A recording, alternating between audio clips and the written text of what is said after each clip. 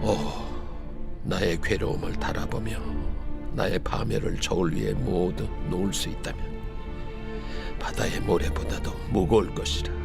그러므로 나의 말이 경솔하였구나.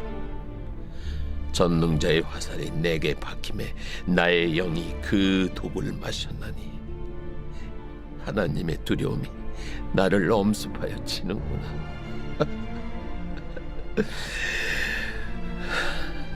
들나귀가 풀이 있으면 어찌 울겠으며 소가 꿀이 있으면 어찌 울겠느냐. 싱거운 것이 소금 없이 먹히겠느냐. 달게 알 흰자위가 마시겠느냐.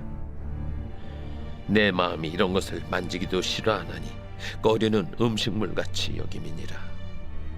나의 강물을 누가 들어줄 것이며 나의 소원을 하나님이 허락하시랴. 이는 곧 나를 멸하시기를 기뻐하사 하나님이 그의 손을 들어 나를 끊어버리실 것이라. 그러할지라도 내가 오히려 위로를 받고 그칠 줄 모르는 고통 가운데서도 기뻐하는 것은 내가 거룩하신 이의 말씀을 거역하지 아니하였습니다. 내가 무슨 기력이 있기에 기다리겠느냐. 내 마지막이 어떠하겠기에 그저 참겠느냐. 나의 기력이 어찌 돌의 기력이겠느냐. 나의 살이 어찌 노쇠겠느냐. 나의 도움이 내 속에 없지 아니하냐. 나의 능력이 내게서 쫓겨나지 아니하였느냐. 네, 안녕하세요. 네, 10월 11일 행복한 아침 묵상으로 인사드립니다. 네, 여러분, 불난 집에 부채질한다 라는 속담을 알고 계신가요? 화난 사람의 화를 더욱 돋을 때 쓰이거나 재난을 당한 사람에게 더 고통스러운 일을 안겨줄 때 쓰이기도 합니다.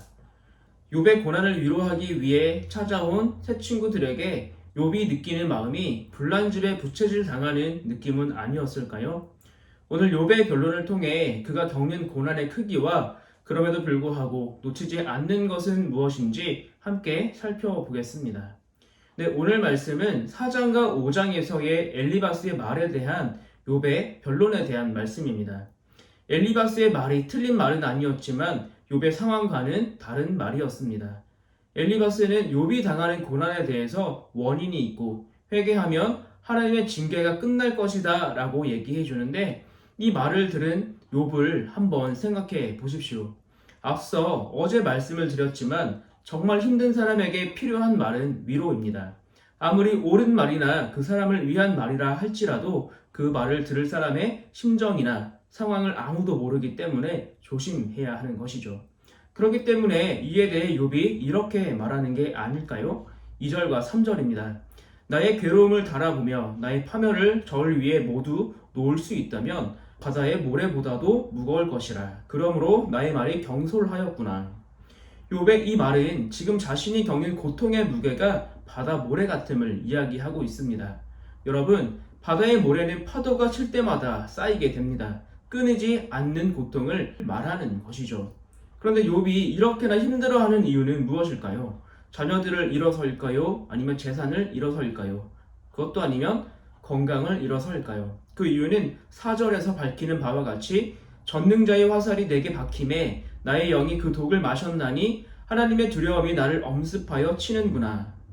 나의 고통이 하나님으로부터 온 것임을 그가 알고 있었기 때문임을 밝히고 있습니다. 그러면서 이렇게 생각하는 것이죠. 하나님이 나에게 이런 고통을 주실 이유가 없는데 왜 이러실까? 사람이 죄가 있어 당하는 고통이라면 회개하면 되는데 욥은 하나님도 인정한 의인이었습니다. 심지어 자녀들이 죄를 지을까 한 사람씩 번제를 드리기도 했던 철저한 믿음의 사람이었습니다. 그렇기에 이 고난이 누구로부터 온 것임을 알고 있습니까? 바로 하나님으로부터 온 것임을 알고 있습니다. 그래서 그 아픔이 너무나 큰 것이죠. 여러분, 우리도 이런 일이 있지 않습니까? 이유를 알 수 없는 고난이 있습니다. 하나님 살아계신데 나에게 왜 이런 아픔이 있고 고난이 있을까? 하나님이 나에게 이 고난을 허락하신 이유가 무엇일까? 하는 생각을 품을 때가 있습니다. 그럴 때 참 마음이 답답하고 아프죠. 지금 욥이 당하는 고난은 바로 이런 것입니다. 그렇지만 욥은 그런 하나님을 버릴 수가 없습니다. 왜냐하면 욥은 하나님이 살아계시고 이 상황 가운데 하나님의 섭리가 있음을 알고 있기 때문입니다. 욥은 이어서 말합니다. 5절부터 7절까지의 말씀인데요. 이 말씀은 자신을 위로하기 위해 찾아온 친구들이 자기에게 어떠한 도움이나 위로가 되지 않음을 인정하고 있는 것입니다. 그것은 먹어도 불편하고 들어도 위로가 안 된다는 것이죠. 그리고 8절에 나의 간구를 누가 들어줄 것이며 나의 소원을 하나님이 허락하시랴. 여기서 욥의 간구는 바로 죽음입니다. 앞선 3장에서 그가 생일을 저주하지 않았습니까? 내가 태어나지 않았더라면. 바로 죽음이죠. 죽고 싶을 만큼 괴로운 상태. 하지만 그가 걱정하는 것은 무엇입니까? 그것은 친구들에게도 이 세상에도 소망이 없음을 알았습니다. 그러나 이러한 절망 가운데에서 그가 발견하는 소망이 있습니다. 10절 말씀입니다. 그러할지라도 내가 오히려 위로를 받고 그칠 줄 모르는 고통 가운데서도 기뻐하는 것은 내가 거룩하신 이의 말씀을 거역하지 아니하였음이라. 친구들과 이 세상이 나에게 어떤 위로도 힘이 되지 않을지라도 내가 기뻐할 수 있는 이유가 있다. 그것은 내가 거룩하신 이의 말씀을 거역하지 아니했던 것이다. 여러분, 이것이 왜 욥에게 기쁨이 되었을까요? 욥은 절망 가운데 있었지만 그는 하나님을 향한 믿음을 버리지 않았는데 이는 하나님의 말씀이 살아 역사하시는 말씀임을 믿고 있었기 때문에 그에게 말씀을 거역하지 않는 것이 기쁨이 되었던 것입니다. 세상 사람들은 나에게 상처를 주고 나를 떠나도 하나님의 말씀만은 절대로 나를 떠나지 않을 것이라는 확신, 그 확신이 있었기 때문에 이 괴로운 날에도 욥은 기쁨을 이야기할 수 있는 것입니다. 여러분, 우리 삶 가운데에도 하나님 말씀이 기쁨이 되고 위로가 되기를 소망합니다. 언제나 내 편일 것 같은 가족이 나에게 아픈 말을 할 때가 있고 믿었던 이들에게 실망하는 일도 참 많습니다. 그러나 하나님은 언제나 변함이 없으시고 신실하시기에 그 하나님의 말씀이 나에게 힘이 되는 것입니다. 네, 오늘도 우리 삶 가운데 사람에게 위로받기보다 살아계신 하나님의 말씀으로 위로받으시는 저와 여러분들 되시기를 주님의 이름으로 축복합니다. 자, 기도하겠습니다.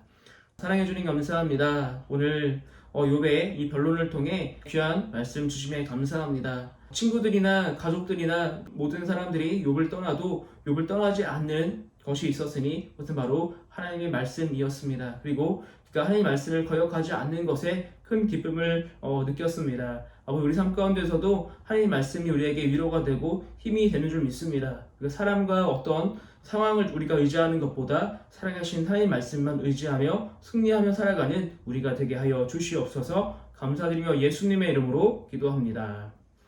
아멘.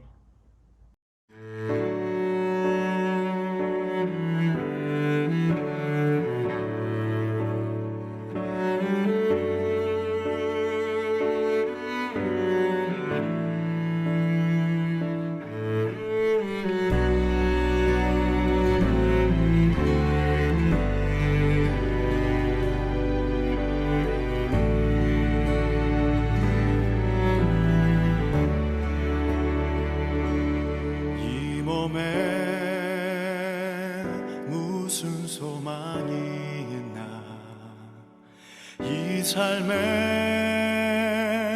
무슨 희망 있나 아무것 의지할 것 없네 예수의 보혈 그것뿐일세 서러워 울던 나날도 애타게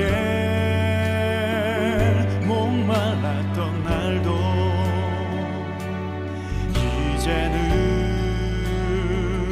모두 잊을 수 있네 예수의 보혈 그것뿐일세 주의 보혈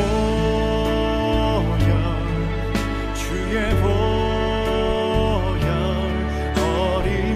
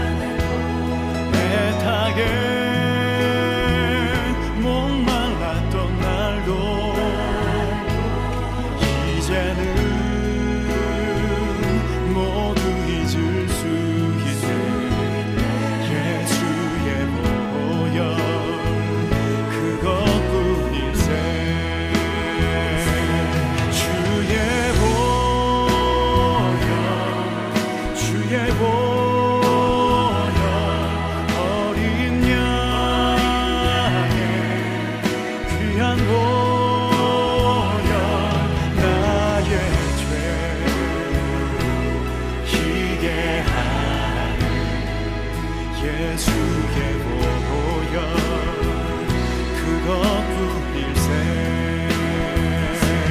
주의 보혈 주의 보혈 어린 양의 귀한 보혈 나의 죄 이해하는 예수의 보혈 그것뿐일세 예수의 보혈